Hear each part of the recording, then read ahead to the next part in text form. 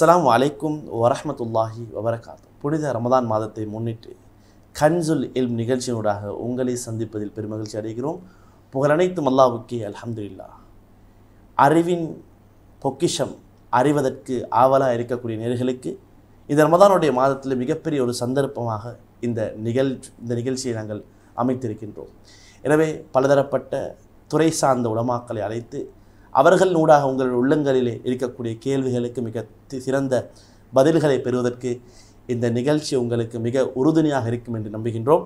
எனவே அந்த அடிப்படையில் இன்றைய நிகழ்ச்சியில் உங்களை சந்திப்பதற்காக வந்திருக்கிற அந்த கலையகத்திற்கு நாடறிந்த இஸ்லாமிய தாவா பணியாளர்கள் ஷேக் மௌலவி அப்துல் ரஹ்மான் சலாஹி ஹதரத் அவர்கள் வந்திருக்கிறார்கள். அஸ்ஸலாமு அலைக்கும் வரஹ்மத்துல்லாஹி வபரகாத்துஹு அவர்களே. வஅலைக்கும் ஸலாம் வரஹ்மத்துல்லாஹி வபரகாத்துஹு. ஹஸரத் அவர்களே, இன்று நாம் பார்க்கின்றோம் எங்களுடைய சமூகத்தில் புனித ரமதானுடைய மாதத்தை வரவேற்று மக்கள் அனைவர்களும் இந்த ரமதானை முன்னிட்டு சந்தோஷமாக இருக்கின்ற வேலையில் நாம் இருந்து கொண்டிருக்கின்றோம். எனவே இந்த வேளையில் ஒரு சில நல்ல தாய்மார்கள், அதாவது பொதுவாக தாய்மார்கள் என்று வரும்பொழுது தனது குழந்தைகளை நன்றாக வளர்க்க வேண்டும் என்ற மிகப்பெரிய ஆவலோடு இருக்கக்கூடிய ஒரு காலமாக இருக்கின்றது. என்றால் எங்களுக்கு தெரியும் இன்றைய காலத்தில் அதிகமான சக்திகள் எங்களுடைய குழந்தைகளுக்கு மிகப்பெரிய ஒரு எதிரி சக்தியாக மாறி உள்ளது. எனவே இன்றைய பெற்றார்கள் மிகப்பெரிய போராட்டம் நடத்தி கொண்டிருக்கின்றார்கள்.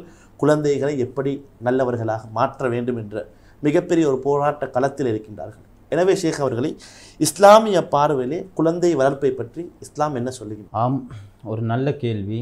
இப்பொழுது நாங்கள் ரமதானுடைய மாதத்தை அடைந்திருக்கின்றோம். இந்த ரமதானுடைய மாதத்தை அடைந்ததற்கு பின்னாடி எத்தனையோ பெற்றார்களை பார்க்கலாம்.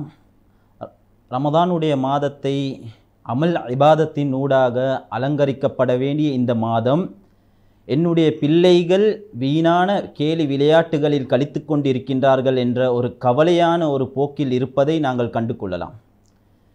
அன்பான நேயர்களே, பொதுவாகவே அல்லாஹ் சுப்ஹானஹு வ தஆலா குர்ஆனில் கூறுவது போன்று கூ அன்ஃபுஸகும் வ அஹ்லீக்கும் நாரா, உங்களையும் உங்களுடைய குடும்பத்தினர்களையும் நெருப்பிலிருந்து பாதுகாத்து கொள்ளுங்கள் என்பதாக அல்லாஹ் சுப்ஹானஹு வ தஆலா சொல்கின்றான்.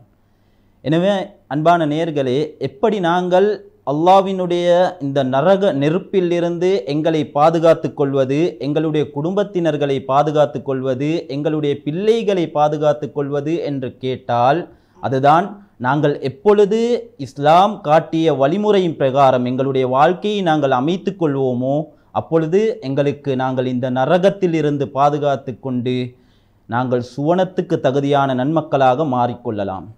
எனவேதான் நாங்கள் பார்க்கலாம், இஸ்லாமிய துறையில் இஸ்லாமிய கண்ணோட்டத்தில் நாங்கள் பார்க்கலாம் எத்தனையோ சம்பவங்களை எங்களுடைய இஸ்லாமிய வாலிப சஹாபிகளாக இருக்கலாம், அல்லது இஸ்லாமிய கண்ணோட்டத்தில் பெரும் பெரும் இமாம்கள் மஷாயிஹ்மார்களாக இருக்கலாம்.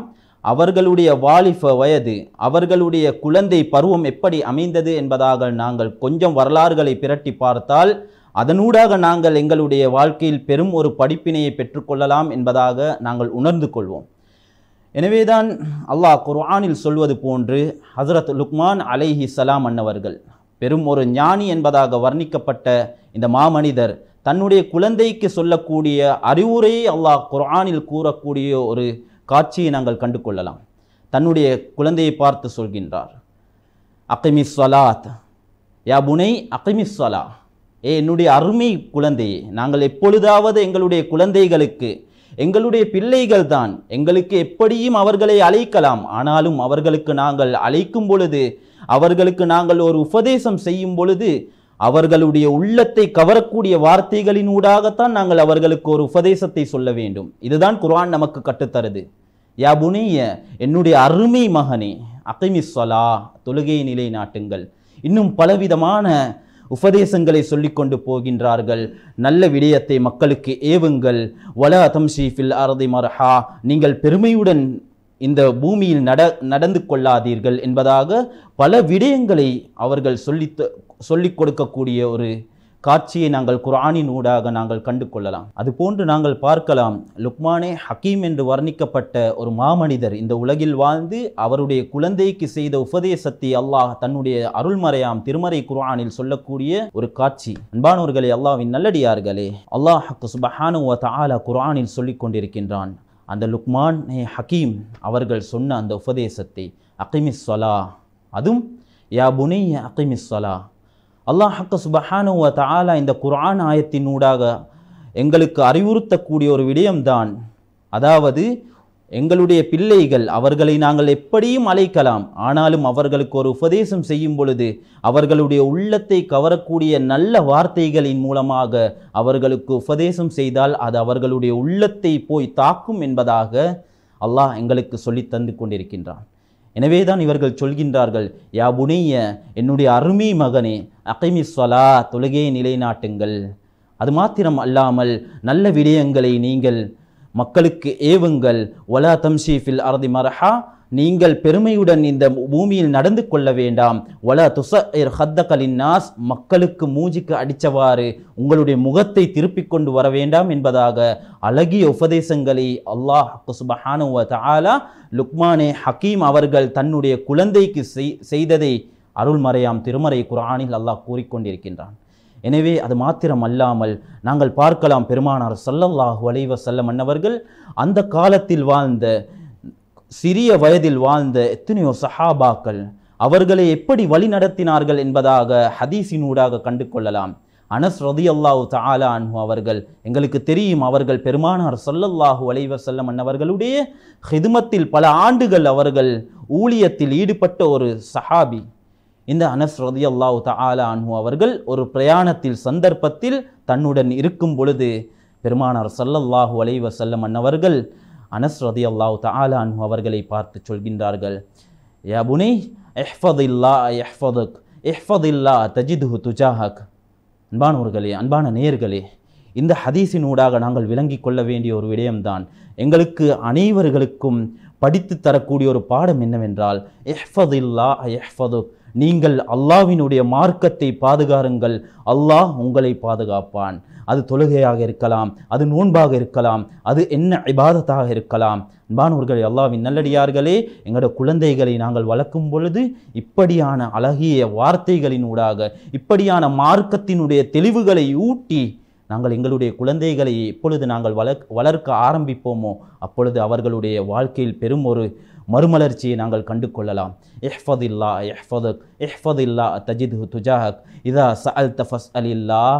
எங்களோட குழந்தைகளை நாங்கள் கூப்பிட்டு, இன்றைக்கு நாங்கள் பார்க்கலாம், அதிகமான பெற்றார்கள் தன்னுடைய குழந்தைகளுடன் பேசுவதற்குரிய ஒரு நேரம் இல்லாத ஒரு உலகத்தில் தான் நாங்கள் வாழ்ந்து கொண்டிருக்கின்றோம். ஏனென்றால் நாங்கள் பார்க்கலாம், அவர்களுடைய வேலைகளும் அவர்களுடைய அந்த ஃபோனில் வரக்கூடிய மெசேஜ்களும் அவர்களுடைய அந்த பிஸ்னஸுடைய அந்த அமைப்புகளும் அப்படி இருந்து கொண்டிருக்கின்றது.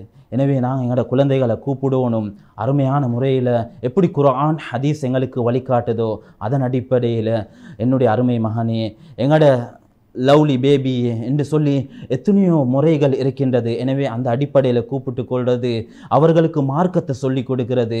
இன்றைக்கி நாங்கள் பார்க்குறோம், குழந்தை பெருசாகி 10-12 வயது ஆகுது, ஆனால் எப்படி தொழுகிறதுன்னு சொல்லி தெரியாது, சுபஹுக்கு எத்தனை ரக்காத்துன்னு சொல்லி தெரியாது, சுபவில் குனூத் ஓதுறதா இல்லையான்னு தெரியாது, இஷா என்னுடைய எத்தனை ரக்காத்துன்னு சொல்லி தெரியாது. மார்க்க சட்டங்களை சரியான முறையில் விளங்கி கொள்ள முடியாத ஒரு நிலை காணப்பட்டு வருது. ஆனால் பெருமானார் ஸல்லல்லாஹு அலைஹி வஸல்லம் அன்னவர்கள் சிறிய வயதில் இருக்கக்கூடிய அந்த சஹாபாக்களுக்கு கொடுக்கக்கூடிய அந்த தீனுடைய அந்த போஷாக்களை நாங்கள் பார்க்கலாம். இஹ்ஃபதில்லாஹ் யஹ்ஃபதுக் இதா சஅல்த ஃபஸ்அலில்லாஹ், நீங்கள் கேட்டால் அல்லாஹ்விடத்தில் மாத்திரம் கேளுங்க. வஅலம் அன்னல் உம்மத லவ் இஜ்தமஅத் அலா யன்ஃபஉக பிஷைஇன், முழு உம்மத்தும் முழு உலகமும் சேர்ந்து உங்களுக்கு ஒரு நலவை நாடினாலும் அது அல்லாஹ்வுடைய நாட்டம் இல்லாமல் நடைபெறாது. முழு உலகமும் சேர்ந்து உங்களுக்கு ஒரு கெடுதியைத்தான் நடத்தணும் என்பதாக நாடினாலும் அது அல்லாஹ்வினுடைய நாட்டம் இல்லாமல் நடக்காது என்பதாக பெருமானார் ஸல்லல்லாஹு அலைஹி வஸல்லம் அன்னவர்கள் அந்த சிறிய வயதில் இருந்த சஹாபாக்களுக்கு ஊட்டிய போஷாதான் இது என்பதனை நாங்கள் விளங்கிக் கொள்ளலாம். நல்ல கருத்துக்களை சொன்னீர்கள். உண்மையிலே குர்ஆனுடைய நாம் பார்க்கும் பொழுது குர்ஆனில் அல்லாஹ் மிக தெளிவாக குழந்தைகளை எப்படி வளர்க்க வேண்டும், அவர்களை எப்படி தர்பியத்து கொடுக்க வேண்டும் என்று தர்பியத்துல் அவுலாதை அல்லாஹ் குர்ஆனிலே பேசுகின்றான். அதற்கு சான்றாக ஹஜ்ரத் லுக்மான் அலைஹிஸ்ஸலாத்து வஸ்ஸலாமுடைய அந்த சம்பவத்தை, அவர்களுடைய உபதேசத்தை சொன்னீர்கள். உண்மையிலே ஹஜ்ரத் அவர்கள் அதே போல் ஹதீஸிலையும் நாங்கள் பார்க்கலாம், அனஸ் ரலியல்லாஹு அன்ஹு அவர்களுக்கு செய்த உபதேசத்தையும் ஷேக் அவர்கள் சொன்னீர்கள். உண்மையிலேயே இது எங்களுக்கு மிகப்பெரிய ஒரு பாடமாக இருக்கின்றது. ஷேக் அவர்கள் சொன்னதை போன்றுதான் எங்களுக்கு தெரியும், நாங்கள் வரலாறுகளை படித்திருக்கின்றோம். உமர் இப்னு அப்துல் அஸீஸ் ரஹிமஹுல்லாஹ் அவர்கள் இஷாவுடைய தொழுகைக்கு பின்னால் தனது குழந்தைகளோடு பேசுவார்கள். அவர்கள் குழந்தைகளுக்கு மௌத்துடைய சிந்தனை வரக்கூடிய சில உபதேசங்கள் செய்வார்கள். உண்மையிலேயே இப்படியான உபதேசங்கள் செய்வது என்பது அந்த குழந்தைகளுடைய வாழ்க்கைக்கு மிகப்பெரிய ஒரு மலர்ச்சியை உண்டாக்கும் என்பதில் எந்த சந்தேகமும் கிடையாது. அதேபோல் ஷேக் அவர்களே, இஸ்லாமிய வரலாறில் குழந்தைகளுக்காக தன்னை அர்ப்பணித்த பெற்றார்கள் இருக்கின்றார்கள். குழந்தைகளுக்காக தன்னுடைய வாழ்க்கை அர்ப்பணித்த பெற்றார்கள் இருக்கின்றார்கள். அவர்கள் உங்களுடைய பார்வையிலே அவர்களுடைய அந்த வரலாறுகளை சொல்லி எங்களை ஊக்கப்படுங்கள். இதுவும் ஒரு நல்ல ஒரு கேள்விதான். ஏனென்றால் இன்று நாங்கள் பார்க்கலாம், பெற்றார்கள் உண்மையிலேயே எல்லாம் பெற்றார்கள் என்று சொன்னாலும் பொருத்தம் என்பதாக நான் நினைக்கின்றேன். ஏனென்றால் பொதுவாக பெற்றார்கள் என்று வரும் பொழுது அவர்களுடைய பிள்ளைகளுக்காக வேண்டி அவர்கள் பல தியாகங்களை மேற்கொள்வார்கள். அது எந்த விதமான தியாகங்களாக இருக்கலாம், அது துன்யாவினுடைய தியாகமாக இருக்கலாம் அல்லது ஆகிரத்துடைய தியாகமாக இருக்கலாம். அன்பானவர்களே, அன்பான நேயர்களே, என்றாலும் நாங்கள் எங்களுடைய குழந்தைக்கு செய்ய வேண்டிய தியாகங்கள் எப்படி அமைய வேண்டும் என்றால் அது ஆகிரத்துடன் சம்பந்தப்பட்ட ஒரு தியாகமாகத்தான் இருக்கணும். உதாரணமாக ஒரு மனிதர், ஒரு வாலிபர், இவர் வாலிப பருவத்தை அடைந்ததற்கு பின்னாடி தன்னுடைய கல்வியை கற்றுக்கொள்வதற்காக வேண்டி இவர் வீட்டிலிருந்து கல்வியை கற்றுக்கொள்ள மாட்டாரே. எப்படியாக இருந்தாலும் இவர் ஒரு பாசறை, ஒரு பாடசாலைக்கு சென்றுதான் இவர் தன்னுடைய கல்வியை கற்றுக்கொள்ள வேண்டும். எனவே அந்த நேரத்தில் தன்னுடைய பெற்றார்கள் அவர்கள் கட்டாயம் அவர்கள் அது செய்யக்கூடிய ஒரு தியாகம்தான். என்றாலும் நான் பெற்றெடுத்த என்னுடைய மகன், நான் பெற்றெடுத்த என்னுடைய பிள்ளை, அவர்களை விட்டு நான் எப்படி தவிர்ந்திருப்பது, எப்படி நான் அவர்களை விட்டு விலகி இருப்பது என்று அது ஒரு தியாகம்தான். எனவே அன்பான நேயர்களே, இந்த தியாகமும் ஒரு சிறந்தது தான். ஆனாலும் இதைவிட ஒரு சிறந்ததாக இருந்தால் அதைவிட ஒரு சிறந்தது எப்பொழுதும் அது இருந்து கொண்டே இருக்கும். எனவே அந்த அடிப்படையில் எங்களோட தியாகங்கள் ஒன்றை விட அது சிறந்தது தான், அதைவிட ஒரு சிறந்த ஒன்று என்று நாங்கள் பார்க்கும் பொழுது நாங்கள் எங்களுடைய ஆகிரத்துக்காக வேண்டி எங்களுடைய பிள்ளைகளை சமைத்துக் கொள்வது, பிள்ளைகளை உருவாக்குவது, அதுதான் மிகப்பெரிய தியாகங்கள். நாங்கள் பார்க்கலாம் வரலாற்றின் ஊடாக பெரும் இமாம்களுடைய வரலாறுகள், பெரும் மஷாயிஹ்மார்களுடைய வரலாறுகள், அவர்களுடைய தாய்மார்கள் செய்த எத்தனையோ தியாகங்கள், அவர்களுடைய தந்தை செய்த தியாகங்கள், அவர்களுடைய தியாகத்தின் ஊடாக அல்லாஹ் இந்த பிள்ளைகளை எப்படி உருவாக்கினான், இதை நாங்கள் வரலாறுகளை கண்டு கொள்ளலாம். எனவேதான் அதற்குரிய ஒரு அழகிய ஒரு உதாரணம் அப்துல்லா இப்னு முபாரக் ரஹ்மத்துல்லாஹி அலைஹி அவர்கள். எங்களுக்கு தெரியும், முபாரக் என்று அழைக்கப்படக்கூடிய அவருடைய தந்தை, அது மாத்திரம் அல்லாமல் அவருடைய தாயார், அவர்கள் அந்த ஹராம் ஹலாலினுடைய விடயத்தில் எந்த அளவுக்கு பேணுதலாக இருந்தார்கள். தன்னுடைய பார்வையினுடைய விடயத்தில், தன்னுடைய எல்லா விடயத்திலும் என்னுடைய குழந்தைகள். இதனால தான் பெருமக்கள் சொல்வார்கள், ஒரு மனிதர், ஒரு வாலிபர், அவர் வாலிப பருவத்தை அடைந்ததற்கு பின்னாடி கட்டாயம் கேட்டு வர வேண்டிய ஒரு துஆ இருக்குமே, ஆனால் அதுதான் ரப்பனா ஹபலனா மின் அஸ்வாஜினா வதுர்ரியாத்தினா குர்ரத அயுனின் வஜஅல்னா லில் முத்தகீன இமாமா என்று அந்த துஆவை நாங்கள் கண்டு கொள்ளலாம். எனவேதான் இந்த அப்துல்லா இப்னு முபாரக் ரஹ்மத்துல்லாஹி அலைஹி அவர்கள், இவர்கள் இமாமுனா புகாரி ரஹ்மத்துல்லாஹி அலைஹி அவர்கள், இமாமுனா புகாரி ரஹ்மத்துல்லாஹி அலைஹி அவர்கள் எழுதிய இந்த சஹீஉல் புகாரி என்று அழைக்கப்படக்கூடிய இந்த கிதாபை எடுத்துக்கொண்டால் இன்று முழு உம்மத்தும் ஏற்றுக்கொள்ளக்கூடிய ஒரு கிதாபு தான் இந்த சஹீஉல் புகாரி. குர்ஆனுக்கு பின்னாடி ஒரு அஸஹுல் கிதாப் என்று சொன்னால், அஸஹுல் கிதாப் என்று வர்ணிக்கப்பட்ட ஒரு கிதாபு தான் இந்த சஹீஉல் புகாரி என்று அழைக்கப்படக்கூடிய இமாமுனா புகாரி ரஹ்மத்துல்லாஹி அலைஹி அவர்கள் எழுதிய இந்த புத்தகம், இந்த கிதாபை எழுதிய இமாமுனா புகாரி ரஹ்மத்துல்லாஹி அலைஹி அவர்களுடைய உஸ்தாதாக மாறுறார் யார் என்றால் அவருடைய மகன் அப்துல்லா இப்னு முபாரக் ரஹ்மத்துல்லாஹி அலைஹி அவர்கள். அது மாத்திரமல்ல, நாங்கள் இன்னும் வரலாறுகளை பார்க்கலாம். இமாம் ஷாஃபிஈ ரஹ்மத்துல்லாஹி அலைஹி இவர்களுடைய தாயார் செய்த தியாகம், இமாமுனா புகாரி ரஹ்மத்துல்லாஹி அலைஹி அவர்களுடைய தாயார் தன்னுடைய குழந்தை பிறக்கும் பொழுதே பிறவி குருடாக பிறக்கிறார். அவர்களுடைய துஆ, அவர்களுடைய அந்த முயற்சி, அவர்களுடைய கண்ணீர் எப்படி மாத்துது என்றால், அன்பானவர்களே, அன்பான நேயர்களே, இமாமுனா புகாரி ரஹ்மத்துல்லாஹி அலைஹி அவர்களை பெரும் ஒரு இமாமாக மாற்றியது வேறொன்றும் கிடையாது. அந்த தாயினுடைய அழுகையும், அந்த தாயினுடைய துஆவும், அந்த தாயினுடைய கண்ணீரும் என்பதனை நாங்கள் சரியான முறையில் விளங்கிக் கொள்ளலாம். எனவே அன்பானவர்களே, அல்லாஹ்வின் நல்லடியார்களே, எனவே எப்படியாக இருந்தாலும் எங்களோட தியாகங்கள் அந்த தியாகம் என்று வரும் பொழுது அது எப்படியும் அமையலாம்.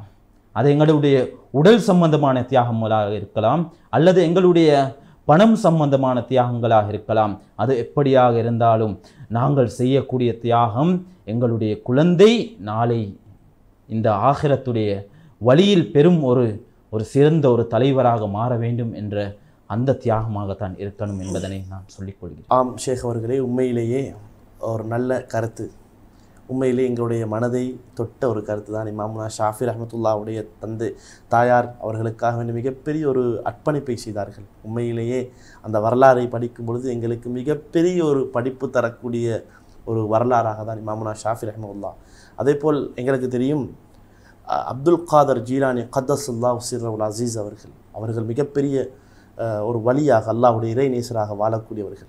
அவர்கள் கூட எங்களுக்கு தெரியும் அவர்களுடைய தாயார் அவர்களுக்கு உபதேசிக்கின்ற அந்த முறை என்பது ரொம்ப பொருத்தமானது. சொல்லுகின்றார்கள், எல்மை தேடி செல்லுகின்றார்கள், செல்லும் பொழுது சொல்லுகின்றார்கள், எந்த காரணத்துக்கும் பொய் சொல்லிவிடக்கூடாது என்று. வழிப்பறி கொள்ளையர்கள் வருகின்றார்கள், அந்த சந்தர்ப்பத்திலே அவரிடத்திலே திரகங்கள் தீனார்கள் இருக்கின்றது. அவர்கள் அந்த வழிப்பறி கொள்ளையர்களுக்கிட்ட சொல்கிறாரு, என்னிடத்தில் எவ்வளோ பொருட்கள் இருக்குது, இவ்வளோ பணங்கள் இருக்குது என்று. அவர்கள் அதை பெற்று கேட்குறாங்க, இது மறைக்க வேண்டிய இடத்தில் நீ என்னப்பா இப்படி சொன்னா என்று கேட்கும் பொழுது அந்த முஹியுத்தீன் அப்துல் காதர் ஜீலானி கத்தசுல்லா உசிரோல் அசீஸ் அவர்கள் அழகான முறையில் சொன்னார்கள், என்னுடைய தாயார் என்னை வளர்த்தது இப்படி தான், இக்கட்ட கசப்பாக இருந்தாலும் உண்மையை சொல்லி என்று தான் என்னை வளர்த்தார்கள். எனவே அந்த அடிப்படையில் தான் நான் இப்படி சொன்னேன் என்று அந்த வந்த கூட்டத்தை கூட ஒரு மாற்றத்துக்குரிய மனிதர்களாக மாற்றிய வரலாறு எங்களுடைய காதுகளிலும் எங்களுடைய உள்ளங்களிலும் நீங்காத இடத்தை பிடித்துள்ளது. எனவே ஷேக் அவர்கள் உண்மையிலேயே பெற்றார்கள் என்ன தியாகம் செய்ய வேண்டும் என்பதை மிக அழகான முறையிலே எங்களுக்கு இந்த நிகழ்ச்சியினூடாக அழகான தெளிவுகள் தந்து கொண்டிருக்கின்றார்கள். அதே போல் ஷேக் அவர்களே, அந்த குழந்தைகள் சாலிஹீன்களாக நல்லவர்களாக மாறுவதற்கு பெற்றார்கள் தியாகத்தை பார்த்தோம். இஸ்லாமிய கண்ணோட்டத்தில் நாங்கள் தியாகத்தை பார்த்தோம்.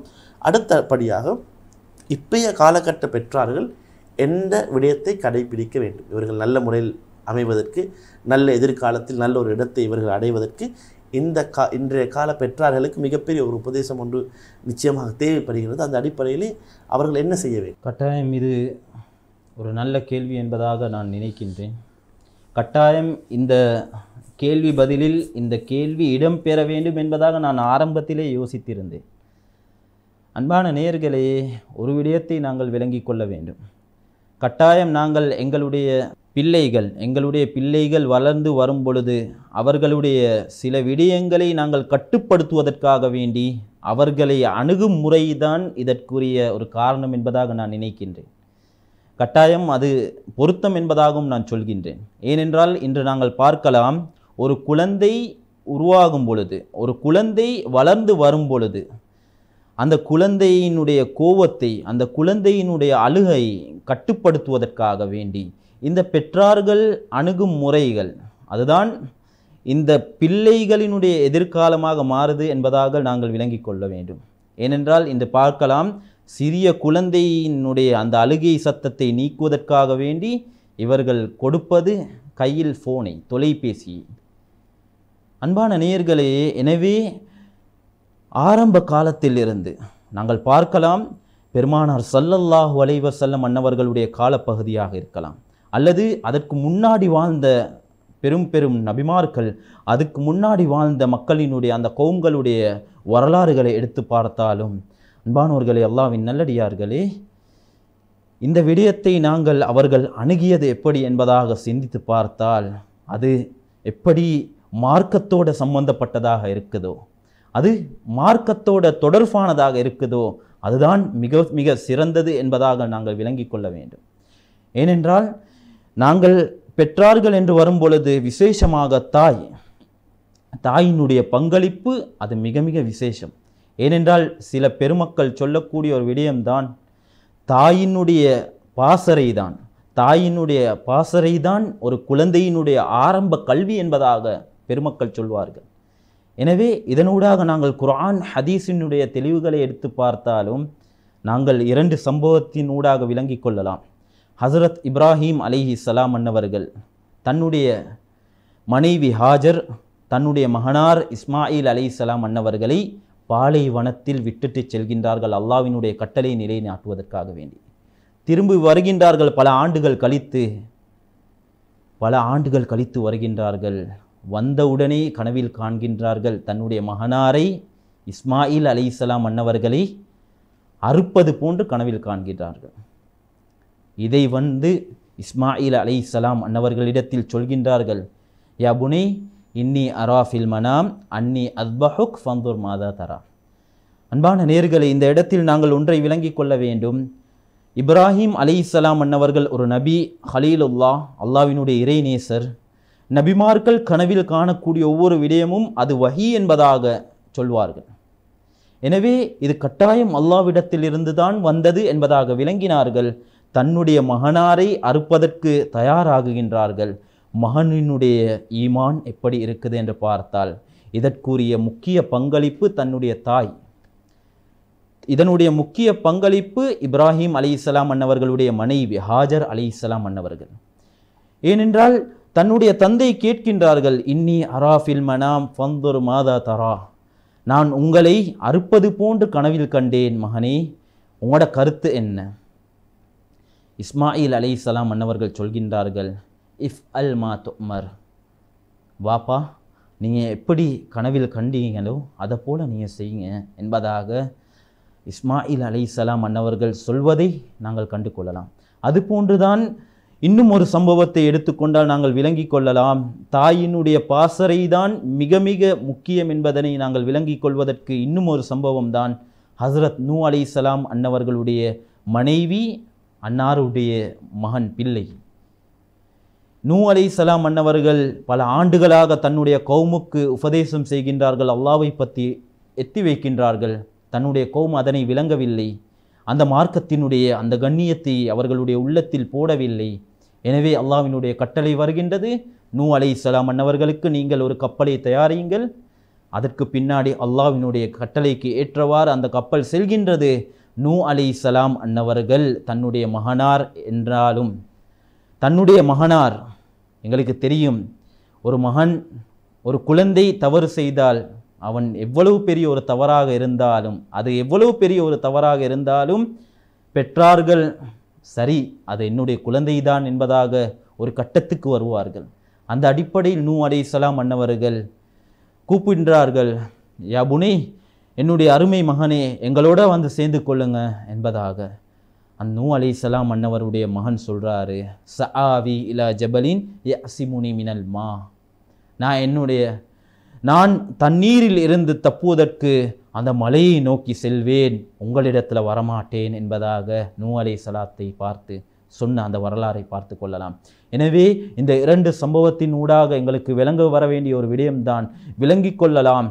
இப்ராஹிம் அலைஹிஸ்ஸலாம் அன்னவர்கள், ஹாஜர் அலைஹிஸ்ஸலாம் அன்னவர்கள் சரியான முறையில் தன்னுடைய குழந்தையை வளர்ப்பதற்கு ஒரு உறுதுணையாக இருந்தார்கள். நூ அலைஹிஸ்ஸலாமுடைய மனைவி தன்னுடைய குழந்தையை வளர்ப்பதற்காக வேண்டி ஒரு சரியான முறையில் அணுகுமுறையை தயாரித்து கொள்ளவில்லை. எனவே இப்படியான ஒரு சம்பவத்தை நாங்கள் குர்ஆனின் ஊடாக தெரிந்து கொள்ளலாம். உண்மையிலேயே இன்றைய பெற்றார்கள் அவர்களுடைய குழந்தைகளுடைய எதிர்காலம் ஜொலிப்பதற்காக வேண்டி அவர்கள் பலவிதமான முயற்சிகள் செய்கின்றார்கள். பணத்தினாலும் பொருளாதாரத்தினாலும் படிப்பினாலும் அறிவை கொடுத்து ஆற்றலை கொடுத்து எப்படியாவது அவர்களுடைய எதிர்காலம் ஜொலிக்க வேண்டும் என்று மிகப்பெரிய ஒரு பங்களிப்பை இன்று பெற்றார் செய்து கொண்டிருக்கிறார்கள். நேர காலத்தை கொண்டு இப்படி நாம் பார்த்து கொண்டிருக்கின்றோம். எனவே குறிப்பாக இஸ்லாமிய கண்ணோட்டத்தில் எதை செய்ய வேண்டும் பெற்றார்கள் அந்த குழந்தைகளுடைய எதிர்காலம் ஜொலிப்பது? கட்டாயம் பெற்றார்களுடைய அந்த பங்களிப்பு எப்படி அமைய வேண்டும் என்றால், அவர்கள் மார்க்க ரீதியான சில தெளிவுகளை அவர்களுடைய பிள்ளைகளுக்கு, அவர்களுடைய குழந்தைகளுக்கு ஆரம்ப காலத்திலே போட்டு வர வேண்டும். அது மாத்திரம் அல்லாமல் பெற்றார்களுடைய துஆக்கள் கட்டாயம் பிள்ளைகளுக்கு தேவை. பிள்ளை என்று வரும்பொழுது சில சந்தர்ப்பத்தில் சேட்டைகள் இருக்கும், சில சந்தர்ப்பத்தில் விளையாட்டுகள் இருக்கும். அந்த சந்தர்ப்பத்திலெல்லாம் எங்களுடைய குழந்தைகளை நாங்களே சொல்லக்கூடாது, என்னுடைய குழந்தையினுடைய எதிர்காலம் எப்படி அமையுமோ என்பதாக ஒரு கேள்விக்குறியாக நாங்கள் கேட்டுவிடக்கூடாது. என்னுடைய குழந்தை நாளை எதிர்காலம், அவனுடைய எதிர்காலம் ஒரு சிறந்த ஒரு எதிர்காலமாக அமையும் என்ற ஒரு சிந்தனையுடன் நாங்கள் செயல்பட வேண்டும். எனவே நாங்கள் எத்தனையோ பெரும் பெரும் மனிதர்களுடைய வரலாறுகளை எடுத்து பார்க்கலாம். அவர்களுடைய வரலாறுகளுக்கு பின்னாடி அவர்களுடைய பெற்றார்கள் உடைய அவர்களுடைய அணுகுமுறைதான் ஒரு சிறந்ததாக இருக்கும் என்பதனை நாங்கள் கண்டு கொள்ளலாம். அதுபோன்றுதான் நாங்கள் எங்களுக்கெல்லாம் அறிந்த ஒரு இமாமுல் ஹரமீன் என்பதாக சொல்லலாம், இமாமுல் ஹரம் என்பதாக சொல்லலாம்.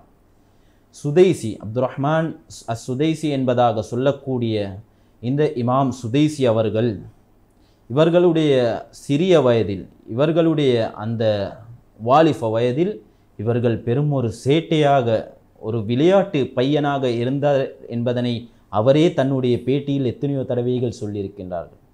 எனவே அந்த அடிப்படையில் இவர்களுடைய ஒரு நாள் இவர்களுடைய வீட்டுக்கு விருந்தாளிகள் வந்த சந்தர்ப்பத்தில் தன்னுடைய தாயார் அந்த விருந்தாளிக்கு தேவையான உணவுகளை சமைத்து கொண்டிருக்கும் பொழுது, அந்த விருந்தாளிக்கு தேவையான உணவுகளை சமைத்து கொண்டிருக்கும் பொழுது இமாமுல் ஹரம் சுதைசி என்று சொல்லப்படக்கூடிய அந்த அப்துர் ரஹ்மான் சுதைசி அவர்கள் வந்து மண்ணை போட்ட வரலாறை நாங்கள் கண்டு கொள்ளலாம். எனவே அதற்கு பின்னாடி தன்னுடைய தாயார் எப்படி அந்த விடயத்தை அவர்கள் அணுகி கொண்டார்கள், இதுதான் எங்களுக்குரிய ஒரு பெரும் படிப்பினை. ஏனென்றால் அந்த சந்தர்ப்பத்தில் யாராக இருந்தாலும், எந்த பெற்றார்களாக இருந்தாலும் அவர்களுடைய வாயிலிருந்து வரக்கூடிய ஒரு விடயம்தான் அவர்கள் பதுஆ செய்ய ஆரம்பிப்பார்கள். ஆனாலும் அந்த பதுஆ செய்யக்கூடிய இடத்தையும் நாங்கள் துஆ செய்யக்கூடிய இடமாக மாற்றிக்கொண்டால் நிச்சயம் சத்தியம் அந்த பிள்ளைகளினுடைய எதிர்காலம் ஒரு பெரும் ஒரு மறுமலர்ச்சியை உண்டாக்கும் என்பதனை நாங்கள் விளங்கி கொள்ளலாம். அதுக்கு பெரும் ஒரு படிப்பினையான ஒரு சம்பவம் தான் அப்துர் ரஹ்மான் சுதைசி அவர்கள். ஏனென்றால் இன்று நாங்கள் பார்க்கலாம், அன்றைய தினம் அப்துர் ரஹ்மான் சுதைசி அவர்களுடைய தாயார் அவர்களுக்காக வேண்டி பதுஆ செய்திருந்தால் இன்று நாங்கள் எத்தனையோ பேர், இன்று நாங்கள் மக்காவுக்கு செல்வக்கூடிய பலரும் விரும்பக்கூடிய ஒரு விடயம்தான், நான் போய் அப்துர் ரஹ்மான் சுதைசி அவர்களுக்கு பின்னாடி ஒரு நேர தொழுகை சரிம் ஜஹ்ரியத்தான முறையில், அதாவது சுபஹ் மக்ரிப் இஷாவினுடைய ஏதாவது ஒரு தொழுகையை சரிம் நான் தொழ வேண்டும் என்ற அந்த ஆசையுடன் செல்லக்கூடிய எத்தனையோ மனிதர்களை கண்டு கொள்ளலாம். எனவே எங்களோட குழந்தைகள் எப்பொழுதாவது அப்படியான விடயங்கள் செய்யும் பொழுது நாங்கள் கட்டாயம் அவர்களுக்காக வேண்டி பதுஆ செய்யக்கூடிய அந்த விடயத்தை எடுத்துவிட்டு அவர்களுக்காக வேண்டி துஆ செய்யக்கூடிய பெற்றார்களாக நாங்கள் மாற வேண்டும். அது மாத்திரம் அல்லாமல் எங்களோட குழந்தைகள் அவர்களுடைய வளர்ச்சியின் பொழுது அவர்கள் செய்யக்கூடிய சின்ன சின்ன விடயத்தையும் நாங்கள் அவர்களை பாராட்டுவது, அவர்களை நாங்கள் என்கரேஜ் பண்ணுறது, இதுதான் அவர்களுடைய உள்ளத்தில் நான் இப்படியாப்பட்ட ஒரு விடயத்தை செய்தால் இது சிறிய விடயம் தான் என்பதாக அந்த குழந்தை அறிய மாட்டார். ஆனாலும் இதை செய்தால் என்னுடைய பெற்றார்கள் சந்தோஷப்படுவார்கள், என்னை புகழ்வார்கள், என்னை என்கரேஜ் பண்ணுவார்கள் என்பதாக ஒரு சிந்தனையுடன் அவர்கள் நல்ல நல்ல விடயங்களை தொடர்ச்சியாக செய்வதற்கு இது ஒரு உறுதுணையாக இருக்கும் என்பதனை நாங்கள் விளங்கிக் கொள்ளலாம். ஆம் ஷேக் அவர்களே, உண்மையிலேயே யதார்த்த ஒரு உண்மையை சொன்னீர்கள். உண்மையிலேயே இமாம் சுதைசி அவர்களை பொறுத்தவரை அப்துர் ரஹ்மான் சுதைசி அவர்கள் பயானிலே ஹுத்பாவிலே வைத்து சொன்ன ஒரு விடயம்தான், என்னுடைய வளர்ச்சிக்கு பின்னால் எனது தாயுடைய துவா தான் காரணம். ஏனென்றால் அந்த நேரத்தில் அவருடைய தாயார் துவா செய்தார்கள், எங்களுடைய மகனாரை ஹரத்துடைய புனிதமான காபாவுக்கு இமாமாக மாற்ற வேண்டும் என்ற அந்த மிகப்பெரிய துவாவை தாயார் செய்த காரணத்தினால் மிகப்பெரிய ஒரு வளர்ச்சியை அவர்கள் இன்று உலகமே விரும்பக்கூடிய ஒரு மனிதராக அப்துர் ரஹ்மான் சுதைசி அவர்கள் மாறியிருக்கின்றார்கள். எனவே அதே போன்று ஷேக் அவர்கள் குறிப்பான ஒரு விடயத்தை சொன்னார்கள், எங்களுடைய குழந்தைகளை நாம் பாராட்ட வேண்டும், அவர்களுக்கு சொல்ல வேண்டும், நீங்கள் முன்னேறுவீர்கள் என்ற அந்த அவர்கள் உள்ளத்திற்குரிய அந்த திறமையை நாங்கள் தட்டி எழுப்பாட்டி விட வேண்டும். இன்று அதிகமாக கவலைப்பட வேண்டிய ஒரு விடயம்தான், குழந்தைகளை அதிகமாக சபிக்கக்கூடியவர்களாக தாய்மார்கள் மாறிவிட்டார்கள். ஏனென்றால் ஸல்லல்லாஹு அலைஹி வஸல்லம் சொன்னார்கள், பெண்கள் நான் அதிகமாக நரகத்தில் இருப்பதை கண்டேன். சஹாபாக்கள் கேட்டார்கள், எதற்காக வேண்டிய யா ரசூலல்லாஹ் என்று கேட்கும் பொழுது பெருமானார் ஸல்லல்லாஹு அலைஹி வஸல்லம் சொன்னார்கள், அதிகமாக இவர்கள் சபிக்கக்கூடிய தன்மை கொண்டவர்கள், எனவே நான் அவர்களை நரகத்திலே கண்டேன் என்றார்கள். எனவே அந்த அடிப்படையில் இன்றைய பெண்கள் குழந்தைகளை சபிக்கக்கூடிய ஒரு பண்பு இருக்கின்றது. அவர்கள் செய்யக்கூடிய வேலைக்கும் சேட்டைக்கும் அவர்களுடைய அந்த சபிப்பை அவர்கள் வாயிலே நுனி நாக்கிலே வைத்திருக்கின்றார்கள். உண்மையிலேயே இன்றைய நிகழ்வினூடாக பெற்றார்களாகிய நீங்கள் படிக்க வேண்டிய ஒரு பாடம்தான். எங்களுடைய குழந்தைகளுக்கு ஒரு பொழுது நாங்கள் சபிக்கக்கூடாது. ஏனென்றால் அது அவர்களுடைய வாழ்க்கையிலே இன்று நாளை அல்ல, என்றோ ஒரு நாள் அது தாக்கத்தை ஏற்படுத்தும். எனவே அதிகமாக அவர்களுக்கு துஆ செய்ய வேண்டும். நல்லவர்கள் சாலிஹீன்கள் குர்ஆன் நமக்கு சொல்லுகின்றது, ரப்பனா ஹபுலனா மின் அஸ்வாஜினா வ ஸுர்ரியாத்தினா என்ற துஆவை சொல்லித் தருகின்றது. எனவே இப்படியான துஆக்களை கொண்டு குழந்தைகளிடத்தில் நாங்கள் அல்லாஹ்விடத்தில் கேட்க வேண்டும். அதிலும் குறிப்பாக ரமதானுடைய மாதத்தை அடைந்திருக்கிறோம். எங்களுடைய குழந்தைகளுடைய வாழ்க்கை எதிர்காலம் ஒரு மறுமலர்ச்சியான ஜொலிக்கக்கூடிய வாழ்க்கையாக அமைப்பதற்கு நாங்கள் அனைவர்களும் இந்த ரமதானை பயன்படுத்த வேண்டும் என்ற ஒரு நற்செய்தியையும் சொல்லிக்கொண்டு, ஷேக் அவர்களை எப்படிதான் குழந்தையை இவர்கள் பணத்தாலும் பொருளாதாரத்தாலும் அனைத்து விடயத்தாலும் இவர்கள் வளர்த்தாலும் குழந்தைகள் கடைசியில் பெற்றார்களை புறக்கணிக்கக்கூடிய ஒரு நிலையை காணுகின்றோம். அந்த பெற்றாரை முதியோர் இல்லத்துக்கு தள்ளக்கூடிய இடத்துக்கு காணுகின்றோம். அதனுடைய காரணம் என்ன? பெற்றார்கள் அதற்கு செய்யக்கூடிய அந்த என்ன தவறினால் இந்த நிலையை அவர்கள் அடைகின்றார். அதுதான் நான் ஆரம்பத்தில் சொன்னது போன்று, எப்பொழுது நாங்கள் எங்களோட குழந்தைகளுக்கு மார்க்க கல்வியை கொடுக்காமல் இருப்போமோ அதனுடைய விளைவுகள் தான் இது என்பதனை நாங்கள் விளங்கி கொள்ள வேண்டும். ஏனென்றால் இன்று நாங்கள் பார்க்கலாம், பெற்றார்கள் தன்னுடைய குழந்தை வளரும் பொழுதே அவர்களுடைய சிந்தனை இருக்கின்றது, என்னுடைய குழந்தைகள் மூவராக இருந்தால், 3 பிள்ளைகளாக இருந்தால், மூவரும் ஆண் பிள்ளையாக இருந்தால், ஒரு குழந்தையை நான் வைத்தியராக ஆக்குவேன், இன்னும் ஒரு குழந்தையை நான் ஒரு இன்ஜினியராக ஆக்குவேன், இன்னும் ஒரு குழந்தையை நான் ஆசிரியராக ஆக்குவேன் என்பதாக ஒரு சிந்தனை தான் இருக்கும். ஒரு குழந்தையை நான் ஹாஃபிதாக, ஒரு குழந்தையை நான் ஒரு ஆலிமாக, ஒரு குழந்தையை நான் முஃப்தியாக ஆக்குவேன் என்ற அந்த சிந்தனை மிக மிக அரிது என்பதாக நாங்கள் இந்த சமூகத்தின் ஊடாக விளங்கி கொள்ளலாம். இதனுடைய விளைவு எப்படி மாறும் என்றால், இவர்களுடைய ஆசைப்படி அவர்கள் வைத்தியராகவும் அவர்கள் இன்ஜினியராகவும் அவர்கள் ஆசிரியராகவும் மாறுவார்கள். என்றாலும் நாங்கள் பார்க்கலாம், இன்று நான் எத்தனையோ ஜனாசாக்களில் கலந்து கொண்டிருக்கின்றேன். பெற்றார்கள் மரணித்து விட்டார்கள், பெற்றார்கள் தன்னுடைய தாய் தந்தை மரணித்து விட்டார்கள். ஆனால் அந்த தாய்க்காக வேண்டி, அந்த தந்தைக்காக வேண்டி என்னை வளர்த்து ஆளாக்கிய என்னுடைய தாய் என்னுடைய தந்தைக்காக வேண்டி துஆ செய்ய தெரியாத எத்தனையோ குழந்தைகளை நாங்கள் இந்த சமூகத்தில் கண்டு கொள்ளலாம். தாயினுடைய ஜனாசா வைக்கப்பட்டிருக்கின்றது, மஸ்ஜிதில் தந்தையினுடைய ஜனாசா வைக்கப்பட்டிருக்கின்றது. தான் முன்னால் வந்து அந்த ஜனாசா தொழுகையை நடாத்துவதற்குரிய அந்த அறிவு இல்லாத ஒரு நிகழ்வு இந்த சமூகத்தில் நாங்கள் கண்டு கொள்ளலாம். எனவே இதனுடைய கடைசி தாக்கம்தான் எப்படியாக மாறும் என்றால், தன்னுடைய தாய் தந்தைகளுடைய பெருமதி தெரியாது. அல்லாஹ் சுப்ஹானஹு வ தஆலா குர்ஆன்ல எப்படி தாய் தந்தைக்கு அந்தஸ்தை கொடுத்திருக்கின்றான். அல்லாஹ்வுக்கு பின்னாடி அடுத்ததாக வபில் வாலிதைனி இஹ்சானா, தாய் தந்தைகளுடன் அழகிய முறையில் நடந்து கொள்ளுங்கள் என்பதாக அனைத்து பிள்ளைகளையும் பார்த்து அல்லாஹ் கூறக்கூடிய விடயம். அது மாத்திரமல்ல, பெருமானார் ஸல்லல்லாஹு அலைஹி வஸல்லம் அன்னவர்கள் சொன்னார்கள், தாயினுடைய கால் பாதத்துக்கு கீழால் தான் சுவனம் உண்டு. அப்படி என்றால் அந்த தாயினுடைய பொருத்தம், அந்த தாயினுடைய ஹிதுமத், அந்த தாயினுடைய துஆவை பெறுவது, இதுதான் நாங்கள் சுவனத்துக்கு செல்லக்கூடிய இலகுவான வழி என்பதாக பெருமானார் ஸல்லல்லாஹு அலைஹி வஸல்லம் அன்னவர்கள் சொன்னார்கள். அது மாத்திரமல்ல, இன்னும் ஒரு ஹதீஸினூடாக சொன்னார்கள், ரிதா ரப்பி ஃபி ரிதல் வாலித், தன்னுடைய தந்தையினுடைய பொருத்தத்தில் தான் அல்லாஹ்வினுடைய பொருத்தம் இருக்கின்றது. தன்னுடைய தந்தையை கோபித்து கொண்டால், தன்னுடைய தந்தையினுடைய சரியான முறையில் நடந்து கொள்ளாவிட்டால் அல்லாஹ்வினுடைய கோபத்தை சம்பாதிக்க வேண்டும் என்பதாக பெருமானார் ஸல்லல்லாஹு அலைஹி வஸல்லம் அவர்கள் வழிகாட்டினார்கள், சொல்லித்தந்தார்கள். எனவே நாங்கள் எப்பொழுது மார்க்கத்தினுடைய இந்த தெளிவு, இந்த பெற்றார்களினுடைய அந்தஸ்து கண்ணியம் அந்த பிள்ளைகளினுடைய உள்ளத்தில் இல்லாமல் போகுமோ அந்த நேரத்தில் தான் நாங்கள் கண்டு கொள்ளலாம் எத்தனையோ பெற்றார்களே தன்னுடைய குழந்தைகள் தன்னுடைய மனைவியினுடைய பேச்சை கேட்டு, தன்னுடைய குழந்தைகளினுடைய பேச்சை கேட்டு அந்த பெற்றார்களை முதியோர் இல்லத்தில் போடக்கூடிய ஒரு காட்சியை நாங்கள் கண்டு கொள்ளலாம்.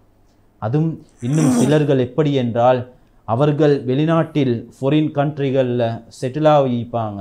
ஒரு வெக்கேஷன் வரும் பொழுது அது 1 month வெக்கேஷனாக இருந்தால், ஒரு மாதம் வெக்கேஷனாக இருந்தால், அந்த மாதத்தை கழித்துவிட்டு கடைசியாக போகக்கூடிய அந்த நாளில் ஒரு உணவை வாங்கி கொண்டு தன்னுடைய தாய் தந்தையை வந்து சந்திக்கக்கூடிய அந்த முதியோர் இல்லத்தில் வந்து சந்திக்கக்கூடிய எத்தனையோ குழந்தைகள் இன்னும் நம் நாட்டில் வாழ்ந்து கொண்டு தான் இருக்கின்றார்கள். எனவே இதனுடைய விளைவை நாங்கள் விளங்கிக் கொள்ளலாம். எப்பொழுது குழந்தைகள் வளரும் பொழுது அவர்களுக்கு நாங்கள் இந்த உலக கல்வியை கொடுப்பது தவறு என்று சொல்ல வரவில்லை. ஆனால் அதைவிட ஒரு படி மேலால் சென்று இந்த மார்க்கத்தினுடைய கல்வியை நாங்கள் கொடுக்கும் பொழுதுதான் அவர்களுக்கு பெற்றார்களினுடைய பெருமதி விளங்கும், தன்னுடைய உறவினர்களுடைய பெருமதி விளங்கும், தன்னுடைய சொந்தக்காரர்களுடைய பெருமதி விளங்கும் என்பதனை நான் இந்த இடத்தில் சொல்லிக் கொள்கின்றேன். ஆம் ஷேக் அவர்களே, உண்மையிலே ஒரு நல்ல கருத்தை முன்வைத்தீர்கள். உங்களுடைய கருத்தை பார்க்கும் பொழுது எனக்கு தோன்றுகின்றது, நமது நாட்டில் ஆலிமாக இருக்கக்கூடியவர் ஒரு வைத்தியராக இருக்க வேண்டும். நமது நாட்டில் குர்ஆனை சுமந்தவர் ஒரு நாடாளுமன்ற உறுப்பினராக இருக்க வேண்டும். எங்களுடைய நாட்டிலே குர்ஆனை சுமந்தவர்கள் பல துறை சார்ந்த இடங்கள் இருக்க வேண்டும். அவர்கள் அந்த பேணுதலோடு, அந்த பக்குவத்தோடு, அல்லாஹ் ரசூலுடைய அந்த சிந்தனையோடு அவர்களுடைய வாழ்க்கையை அமைக்க வேண்டும் என்ற ஒரு அழகிய கருத்தை எங்களுடைய பேச்சில் நான் கேட்டேன். உண்மையிலேயே இன்று நாம் பார்க்கின்றோம், பல கல்விகளை குழந்தைகளுக்கு கொடுத்து கொண்டிருக்கின்றோம். இன்றைய நிகழ்ச்சியின் சுருக்கமே தான், பல கல்விகளை குழந்தைகளுக்கு கொடுத்து கொண்டு அவர்களை அலங்கரித்து கொண்டிருக்கின்றோம். இந்த துறை சார்ந்தவர் என்று அவர்களை வைத்து பெருமைப்படுத்தி கொண்டிருக்கின்றோம். எங்களுக்கு தெரியும், குர்ஆனில் அல்லாஹ் குழந்தை செல்வம் என்று சொல்லும் பொழுது இன்னமா அம்வாலுக்கும் அவுலாதுக்கும் ஃபித்னா, உங்களுடைய குழந்தைகள், உங்களுடைய சொத்து செல்வங்கள் உங்களுக்கு சோதனை என்று குர்ஆன் சொல்லுகின்றது. அதே குர்ஆனில் அல்லாஹ் சொல்லுகின்றான், நிச்சயமாக உங்களுடைய குழந்தைகள் உங்களுக்கு ஜீனா, அலங்காரம் என்று சொல்லுகின்றது. எனவே இந்த அலங்காரத்தை, உண்மையிலே குழந்தைகள் என்பவர்கள் அலங்காரம், அந்த அலங்காரத்தை எங்களுக்கு சொர்க்கத்துக்கு செல்லக்கூடிய ஒரு வழியாக மாற்றுவது அது எங்களுடைய கையில் தான் இருக்கின்றது.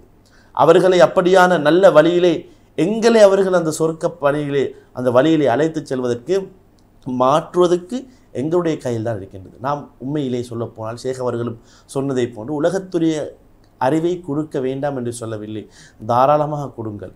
ஆனால் நிச்சயமாக மார்க்கத்தையும் குழந்தைகளுக்கு திணியுங்கள், மார்க்கத்தையும் கொடுங்கள்.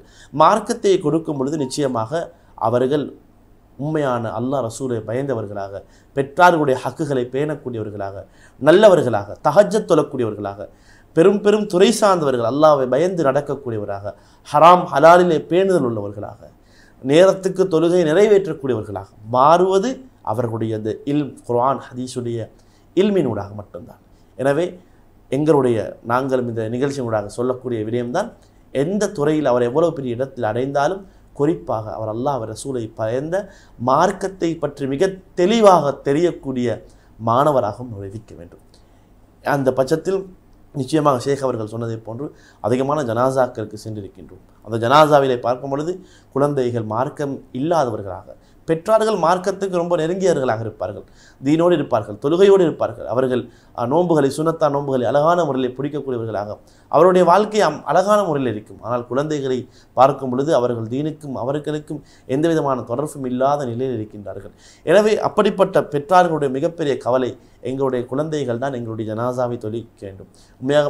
உண்மையான ஒரு விடயம்தான் ஷேக் அவர்கள் சொன்னதை போன்று, ஒரு ஆலிம் வந்து ஜனாசாவை தொழிப்பதை விட தன்னை பெற்றெடுத்த தாய் தந்தைக்கு தான் மகனார் தொழிப்பது தான் மிச்சம் ஏற்றம் என்று பெருமக்கள் சொல்லுவார்கள். அப்படிப்பட்ட நல்ல குழந்தைகளை உருவாக்கி இந்த உலகத்துக்கு நல்லவர்களாக, சாலிஹீன்களாக, உலகத்துக்கு பிரயோஜனம் உள்ளவர்களாக எப்படி அவர்கள் உலகத்திலே வாழ்வதை ஆசைப்படுகின்றோமோ, ஆகிரத்திலும் எங்களை சொர்க்கத்துக்கு அழைத்து செல்லக்கூடிய நல்ல குழந்தைகளாக அல்லாஹ் எம் அனைவர்களுடைய குழந்தைகளையும் ஆக்கி அருள்வானாக. எனவே இந்த நிகழ்ச்சி மூலமாக ஷேக் அவர்கள் நல்ல பல கருத்துக்களை எங்களுக்கு வழங்கினார்கள். எனவே எங்களுடைய இந்த அழைப்பை ஏற்று இந்த கலையகத்துக்கு வருகை தந்த ஷேக் அவர்களுக்கும் மனமார்ந்த நன்றிகளை தெரிவிப்பதோடு, இன்ஷா அல்லாஹ் மீண்டும் ஒரு நல்ல பல கருத்துக்களோடு உங்களை சந்திக்கும் வரை சலாம் கூறி விடைபெறும் நான் என்றும் உங்கள் அன்பு நண்பன். அஸ்ஸலாமு அலைக்கும் வரஹ்மத்துல்லாஹி வபரகாத்துஹு.